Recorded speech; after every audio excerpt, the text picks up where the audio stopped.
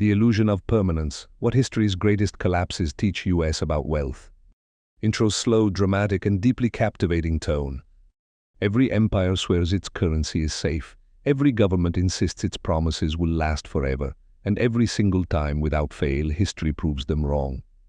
From the sun-drenched marble streets of ancient Rome to the war-torn, desperate capitals of the Confederacy, and all the way to modern-day Lebanon, people have repeatedly woken up to find their savings completely worthless, their salaries entirely meaningless, and their futures stolen by systems they once believed were indestructible.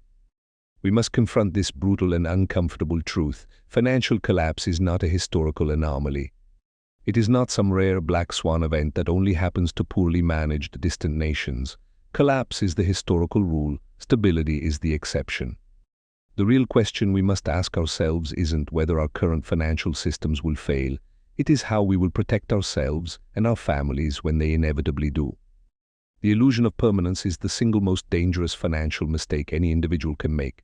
We look at our bank balances, the digital digits flashing on our screens, and the national currencies tucked in our wallets, and we blindly assume they are bedrocks of reality. But money is not a bedrock. Money is not even a tangible thing. Money is nothing more than shared trust, and trust can vanish overnight. Let us travel back through the corridors of time to uncover the patterns of this illusion and learn the lessons that history has desperately tried to teach us. 1. The Byzantine Empire, the danger of fiscal alchemy. Narrative tone, informative, cautionary. The Byzantine Empire, the mighty eastern half of Rome, survived for over 1,000 years after the collapse of the West. At the beating heart of its vast, thriving economy was the gold solidus, a coin of such legendary reliability and purity that merchants from Spain all the way to China accepted it without a single second thought. For centuries, it served as the medieval world's undisputed global reserve currency. But human nature never changes. You would think the Byzantines would have learned from Rome's earlier disaster with the silver denarius, where emperors slowly and deceptively diluted the silver content until the coin was basically worthless tin. Instead, the Byzantines made the exact same mistake, only this time they did it with gold. Faced with mounting military debts and administrative costs, the imperial government began shaving the gold coin's purity. They stretched the physical gold thinner. They mixed in cheaper base metals like copper. At first, nobody noticed. The merchants kept trading, the markets kept buzzing, and the illusion of wealth remained intact. But eventually, trust cracked. The coin that had anchored Mediterranean trade for generations became just another piece of political fiction, a lie minted in metal. The lesson: governments cannot resist the temptation to dilute and devalue their money. When they do, real value flees to tangible physical assets that cannot be printed or counterfeited. The survivors of Byzantium weren't the ones who trusted the state's currency. They were the merchants who quietly hoarded physical gold, land, and tradable goods far outside the reach of the emperor's mint. 2. The Black Death, when scarcity redefines value. Slower, somber, and profound tone. Not every economic shock comes from rulers tampering with coins or central banks printing paper.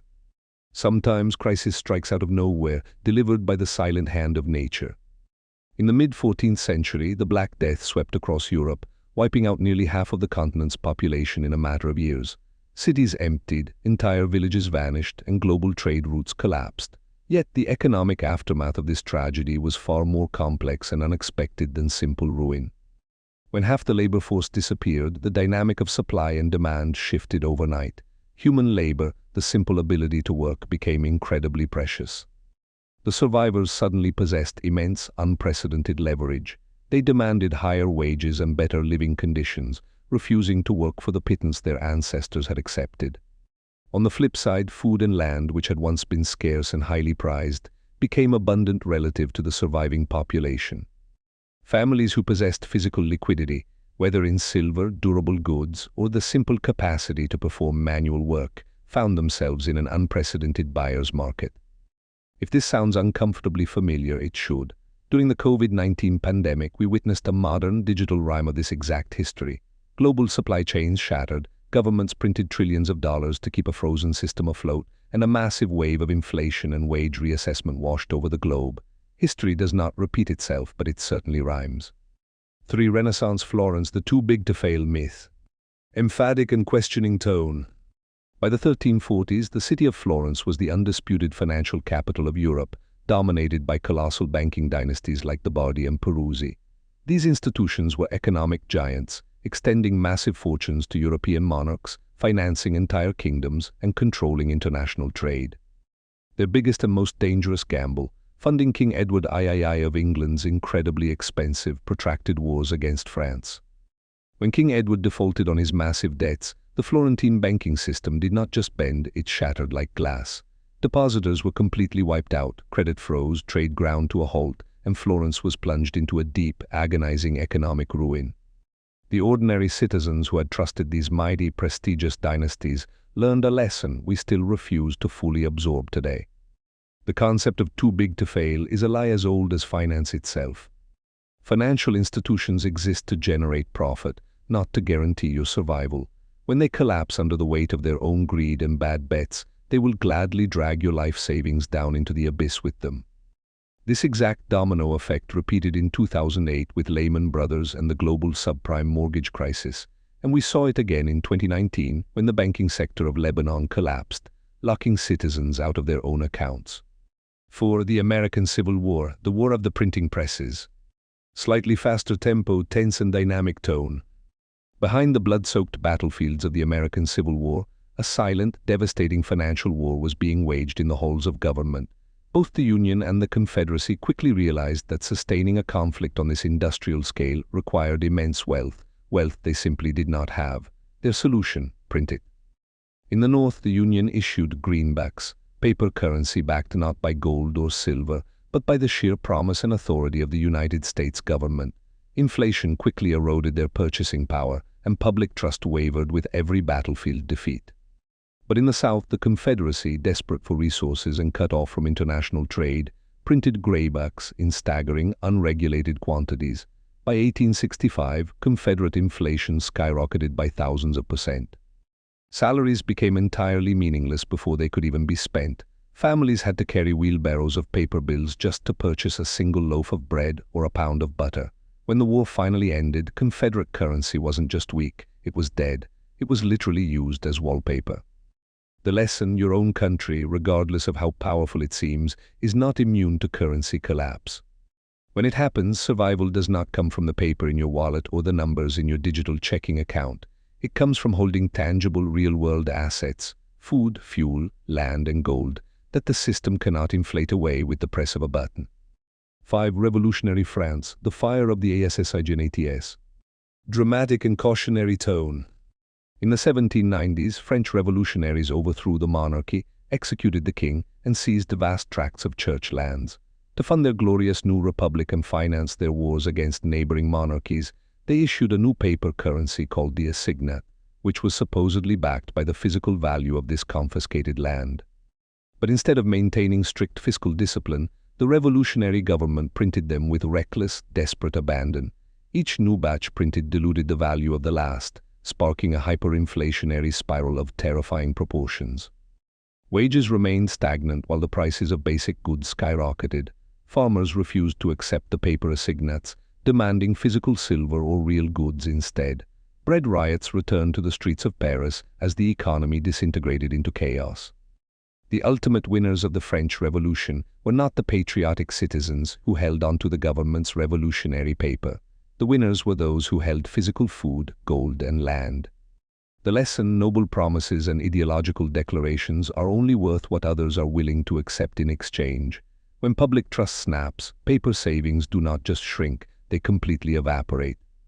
6. The 1997 Asian financial crisis, the foreign debt trap. Analytical and serious tone.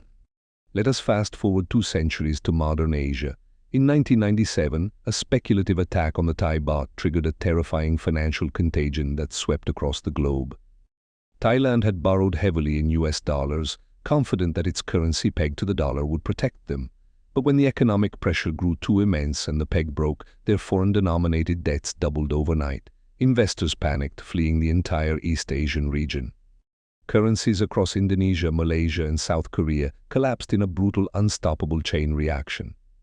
The people who suffered the most were not the Wall Street hedge funds that triggered the panic and made billions shorting the currencies.